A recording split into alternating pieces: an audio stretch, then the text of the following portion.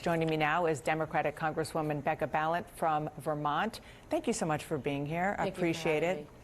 Can you explain why this is so hard? Why leaders of some of the country's most elite universities could not say, yes, calling for the genocide of Jews is harassment? Yeah, I think what we saw in that moment are people who are stuck in their heads on these issues. And honestly, it should have been abundantly clear that in that moment what they needed to say is absolutely calling for the genocide of any people is harassment and threatening and not comfortable. I think we are at this point where everybody feels like they're walking on a tightrope and they lose their compassion. They lose their humanity in these moments. And it was shocking.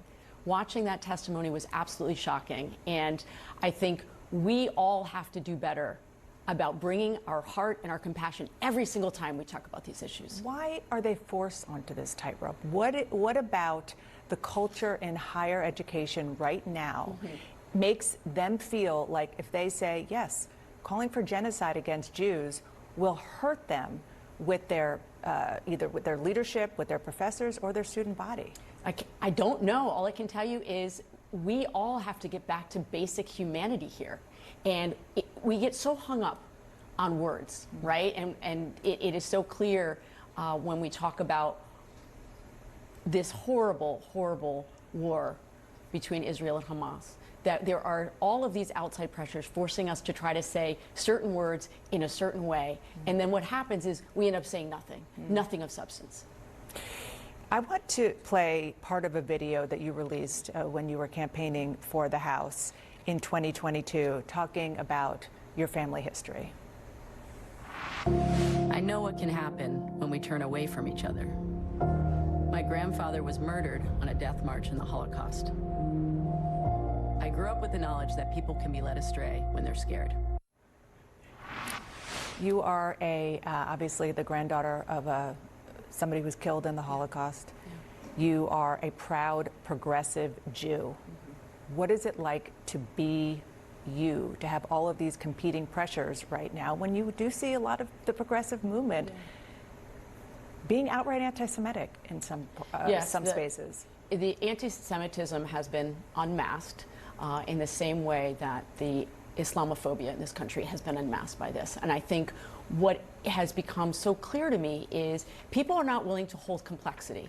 People are not willing to hold nuance, that both things can be true, that what happened on October 7th was absolutely disgusting, attacking civilians in their homes, killing babies, raping women.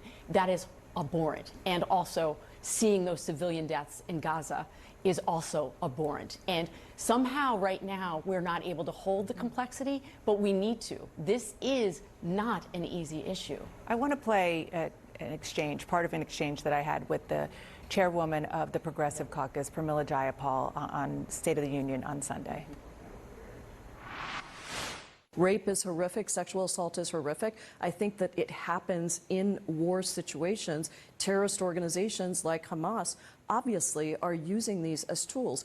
However, I think we have to be balanced about bringing in the outrages against Palestinians.